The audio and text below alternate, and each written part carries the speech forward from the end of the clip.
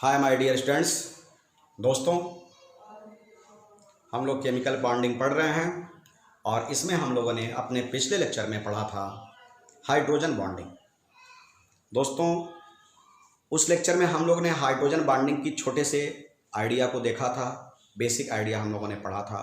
बहुत डिटेल में भी अभी नहीं चल रहे हैं, सिलेबस के अकॉर्डिंग चल रहे हैं दोस्तों। तो दोस्तों, हम लोग हाइड्रोजन बॉन्ड पढ़ चुके हैं। आज का जो हमारा हेडिंग है वह है दोस्तों बॉन्ड पैरामीटर। दोस्तों, बॉन्ड पैरामीटर की जब बात करेंगे तो इसमें हम लोगों को पहले पढ़ना है बॉन्ड लेंथ, फिर पढ़ना है दोस्तों बॉन्ड एनर्जी, फिर पढ़ना है दोस्तों बॉन्ड एंगल, और फिर हम लोगों को पढ़ना है दोस्तों बॉन्ड ऑर्डर। इसकी बात हम लोग करेंगे दोस्तों। अब बात करते हैं दोस्तों, चलिए बॉन्ड लेंथ की बात करते हैं। स्टार्ट करते हैं बॉन्ड लेंथ। दोस्तों, बात होती है जब हम लोग बात करेंगे बॉन्ड लेंथ की, the average distance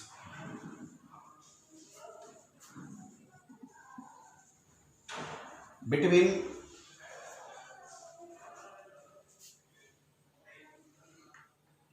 centre of nuclei of two bonded atom, मतलब दोस्तों दो बॉन्डेड एटम के सेंटर से, दो बॉन्डेड एटम के न्यूक्लियस के आपसी डिस्टेंस को बॉन्ड लेंथ कहते हैं। जैसे कि एग्जांपल H2 है दोस्तों, यह एक H और एक H से मिलकर के बना हुआ है, तो यह H हो गया और यहाँ H हो गया। अब देखिए दोनों के सेंटर को आपस में मिला दीजिए आप। तो आपने मिलाया जब सेंटर को, इनके सेंटर को, तो ये हो गया आपका बॉन्ड लेंथ, या आप कहिए कि इंटर न्यूक्लियर एक्सिस की जो लंबाई है, दोनों न्यूक्लियस को मिलाने पे जो लंबाई है। तो मान लीजिए यह R1 आया, यह R2 आया, तो इनका बॉन्ड लेंथ हो गया, R का बॉन्ड लेंथ हो गया R1 प्लस R2, ये आपका बॉन्ड लेंथ हो गया। इसी तरह से अगर आपने HF उठाया है दोस्तों, एक और एग्जांपल उठा लेते हैं यहाँ एग्जांपल ले लेते हैं, जगह अपने पास है HF। तो H की साइज बड़ी रखेंगे और F की साइज छोटी रखेंगे दोस्तों। तो क्योंकि यह पीरियोडिक टेबल में लेफ्ट साइड में है और राइट साइड में जाने से साइज छोटी होती जाती है। चलो भी, तो यह हो गया ऐसे।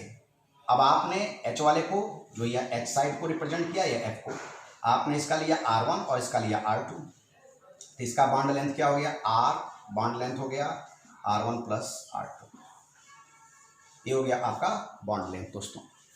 तो दोस्तों बॉन्ड लेंथ किन किन बातों पे डिपेंड करता है, बॉन्ड लेंथ किन किन बातों पे डिपेंड करता है, तो पहले उसके लिए हमें इसको मिटाना पड़ेगा, फिर उसको आगे एक्सप्लेन करते हैं।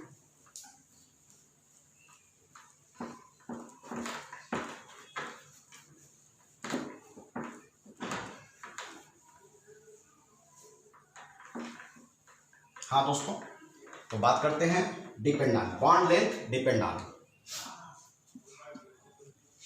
बॉन्ड लेंथ डिपेंड ऑन, किन किन बातों पे डिपेंड करता है दोस्तों।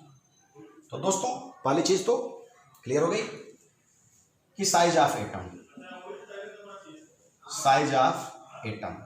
साइज जितनी ज्यादा होगी बॉन्ड लेंथ उतनी ही ज्यादा होगी, मतलब बॉन्ड लेंथ डायरेक्टली प्रोपोर्शनल आप कह दो साइज ऑफ एटम। चलो भैया, ये बात हो गई। दूसरी बात,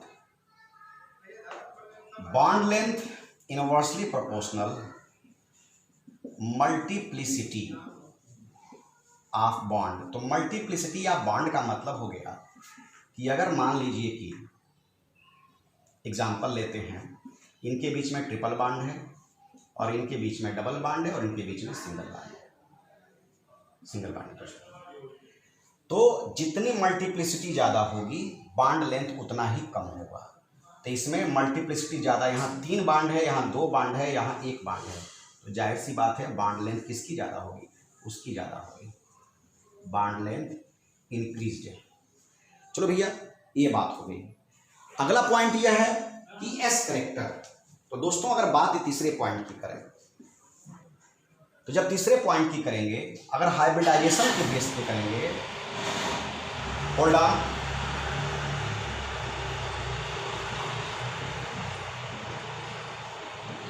हाइब्रिडाइजेशन के आधार पे अगर करेंगे आप दोस्तों, सिंगल बॉन्ड, ज्यादा सिंगल बॉन्ड होगा तो sp3 होगा, sp2, sp, p, s। मतलब बॉन्ड लेंथ किसकी ज्यादा होगी? sp3। ऐसा क्यों होता है? पीछे मैं आपको बता चुका, sp3 का मतलब हो गया कि ज्यादा सिग्मा बॉन्ड।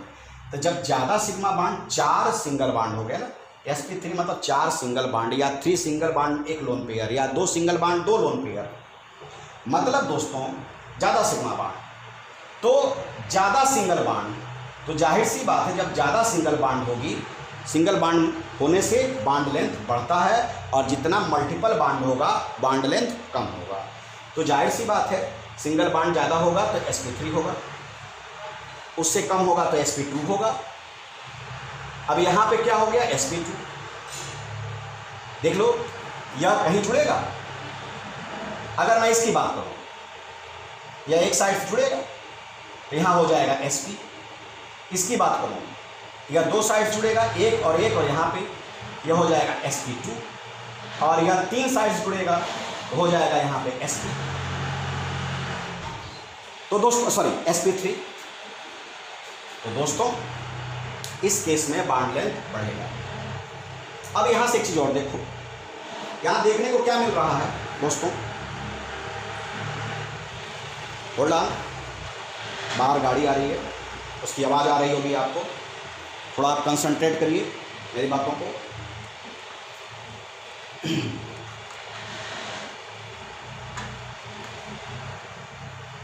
हाँ, अब देखिए दोस्तों, इसी से देख लिए चौथा पॉइंट। यहां एस करेक्टर क्या हो गया?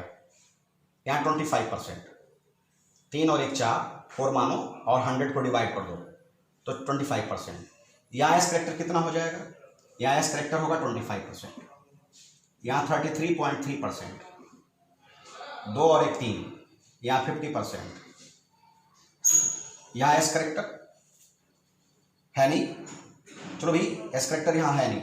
इसका मतलब कि जैसे जैसे एस करेक्टर कम होगा, सॉरी जैसे जैसे एस करेक्टर कम होगा बॉन्ड लेंथ बढ़ेगा। मतलब क्या है? यहां बॉन्ड लेंथ ज्यादा है एस करेक्टर, इसका मतलब कि bond length inversely proportional S character और डायरेक्टली प्रोपोर्शनल पी करेक्टर। चलो भाई ये तो बॉन्ड लेंथ थी। अब अगला हेडिंग हमारा है बॉन्ड एनर्जी। बॉन्ड एनर्जी की बात कर लेते हैं।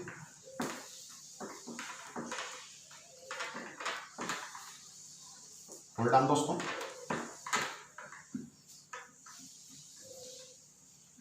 हाँ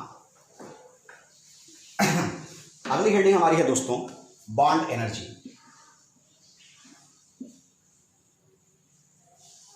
दोस्तों किसी भी कंपाउंड या मॉलिक्यूल्स में बॉन्ड को तोड़ने के लिए जो एनर्जी रिक्वायर्ड होती है, मतलब हो गया क्या? Energy required to break bond in a molecule or compound called bond energy। चलो भाई, called bond energy। तो दोस्तों कुछ फीचर्स बॉन्ड एनर्जी के, कुछ करेक्टर, कुछ प्रॉपर्टीज। चलो भैया कुछ प्रॉपर्टी की बात करते हैं। पहला, बॉन्ड एनर्जी दोस्तों बॉन्ड लेंथ के इनवर्सली प्रोपोर्शनल होगा। लेंथ जितना बड़ा एनर्जी कम।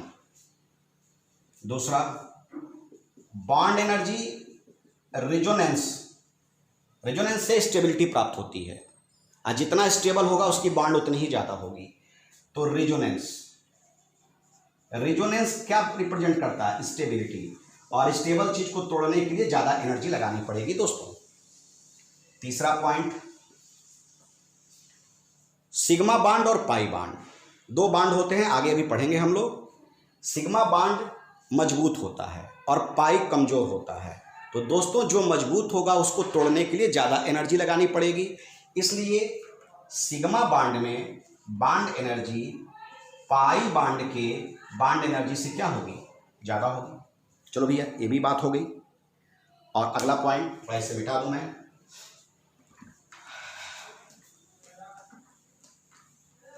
एक सेकंड दोस्तों।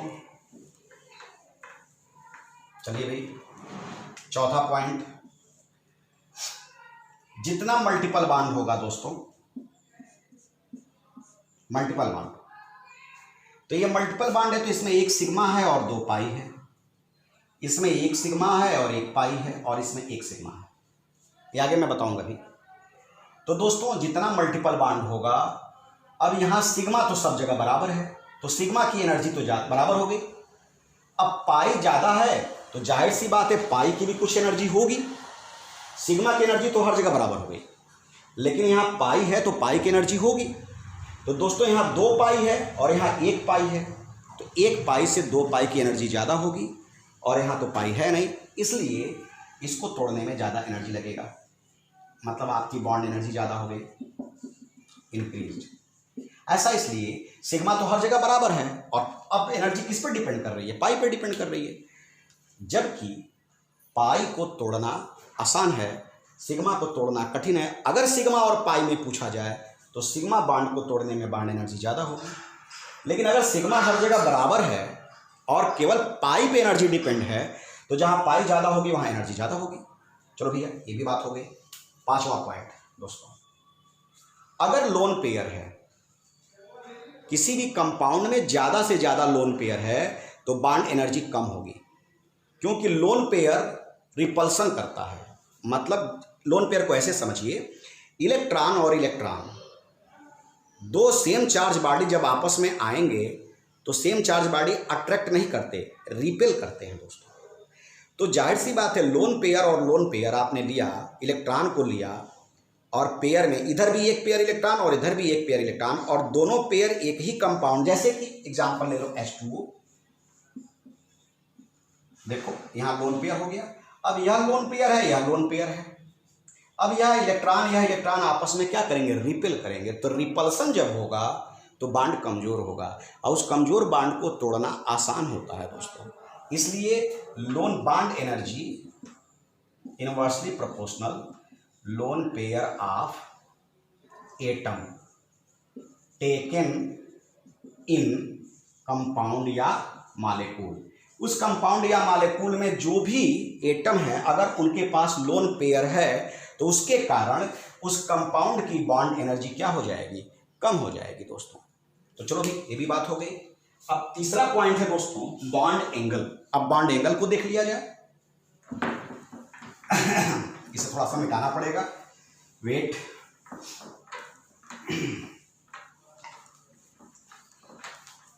चलो दोस्तों आगे बात करते हैं, वेट करते हैं इसको। अगला हेडिंग है बॉन्ड एंगल। क्या है दोस्तों? Angle between two adjacent bond at an atom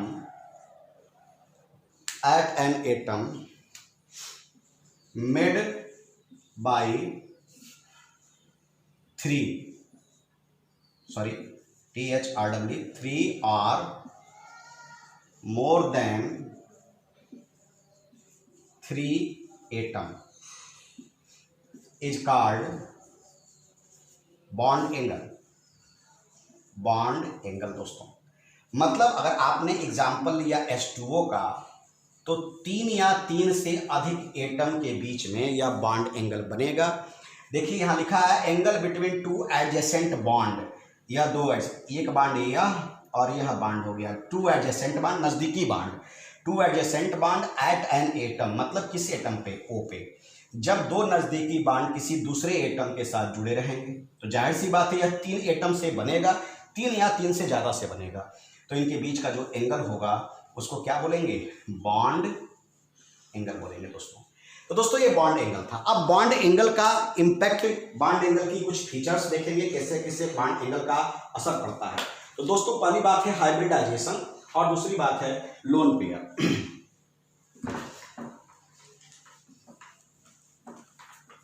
एक सेकंड दोस्तों, इसे मिटाना पड़ेगा मुझे।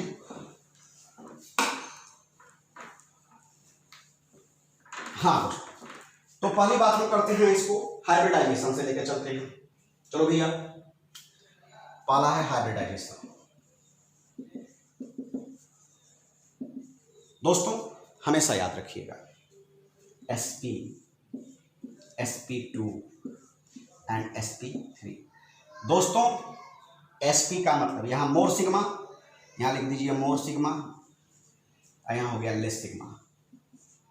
मतलब जैसे जैसे सिग्मा कम होगा, सिग्मा कम होगा मतलब मल्टीप्लिसिटी क्या होगी, बढ़ेगी।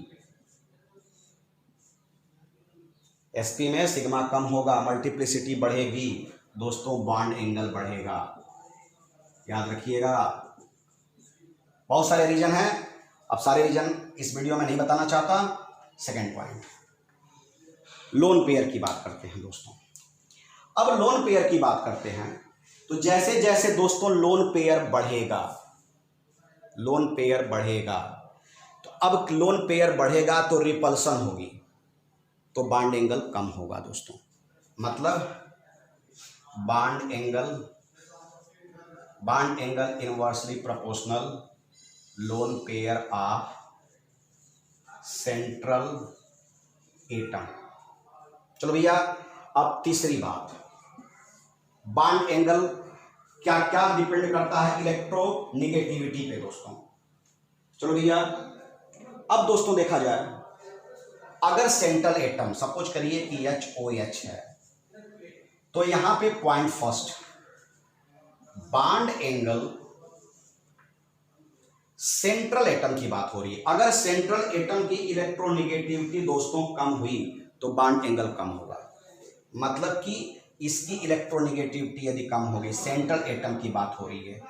या तीसरा, हम पहले हाइब्रिडाइजेशन बताया, फिर बॉन्ड एंगल को लोन पेयर पे बताया। रुकिए मैं मिटा दूं, मुझे सेटिस्फेक्शन नहीं मिल रहा है। ये लोन पेयर पे बता दिया है, और तीसरा मैं बताने जा रहा हूं इलेक्ट्रोनिगेटिविटी पे। इसे मैं यहां काट दे रहा हूं, यहां लिख रहा हूं इलेक्ट्रोनिगेटिविटी की बात करें दोस्तों, तो bond angle directly proportional electronegativity of central atom. अगर सेंट्रल एटम की इलेक्ट्रोनिगेटिविटी कम तो बॉन्ड एंगल कम, अगर यह डिक्रीज तो बॉन्ड एंगल भी डिक्रीज, अगर यह इंक्रीज तो बॉन्ड एंगल भी इंक्रीज। ये हो गया दोस्तों। लेकिन दोस्तों ये तो फर्स्ट पॉइंट, इसमें तीसरे का first. Second, bond angle inversely proportional electronegativity of other atom attached to central atom दोस्तों। मतलब कि बॉन्ड एंगल दूसरे एटम, जो एटम सेंट्रल एटम से अटैच्ड हैं, अगर इनकी इनकी इलेक्ट्रोनिगेटिविटी बढ़ेगी तो बॉन्ड एंगल कम होगा, इनकी इलेक्ट्रोनिगेटिविटी घटेगी तो बॉन्ड एंगल बढ़ेगा। तो दोस्तों अब क्या है, ये डिपेंड करता है कि आप किसके अकॉर्डिंग पढ़ते हो। अगर आप सेंट्रल एटम, जैसे कि सेंट्रल एटम को मैं एक्सप्लेन कर दूं, यहाँ था HOH, यहाँ सेंट्रल एटम ऑक्सीजन है और अदर एटम हाइड्रोजन है, तो इनकी इलेक्ट्रोनिगेटिविटी कम तो बॉन्ड एंगल कम, इनकी इलेक्ट्रोनिगेटिविटी ज़्यादा तो बॉन्ड एंगल ज़्यादा, इनकी इलेक्ट्रोनिगेटिविटी ज़्यादा, अदर एटम है, इनकी इलेक्ट्रोनिगेटिविटी ज़्यादा तो बॉन्ड एंगल कम, और इनकी इलेक्ट्रोनिगेटिविटी कम तो बॉन्ड एंगल ज़्यादा। यहाँ अपोजिट है और यहाँ सेम है। तो दोस्तों और चौथा और लास्ट है बॉन्ड ऑर्डर। तो बॉन्ड एंगल के बाद अब बात करते हैं बॉन्ड आर्डर।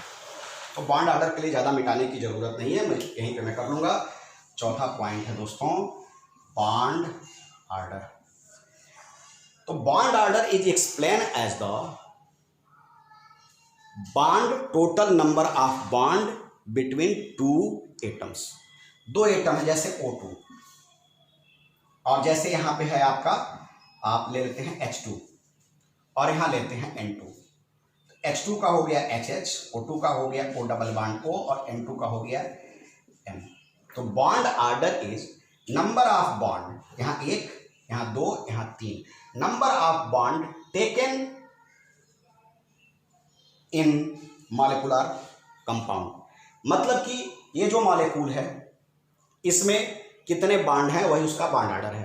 तो इसका हो गया बॉन्ड आर्डर 1, इसका बॉन्ड आर्डर 2, इसका बॉन्ड आर्डर 3। तो दोस्तों बॉन्ड आर्डर जितना ज़्यादा होगा बॉन्ड एनर्जी उतनी ज़्यादा होगी और बॉन्ड लेंथ उतना ही कम होगा। मतलब बॉन्ड आर्डर बढ़ेगा मतलब इसकी बॉन्ड एनर्जी ज़्यादा होगी और इसकी बॉन्ड लेंथ कम होगी। ऐसे भी ट्रिपल बॉन्ड की बॉन्ड लेंथ कम होती है दोस्तों। तो दोस्तों ये था बॉन्ड पैरामीटर जिसके बारे में हम लोग पढ़ रहे थे। इस लेक्चर में इतना ही, अगले लेक्चर को आगे बढ़ाएंगे दोस्तों। Thank you, best of luck, have a nice day.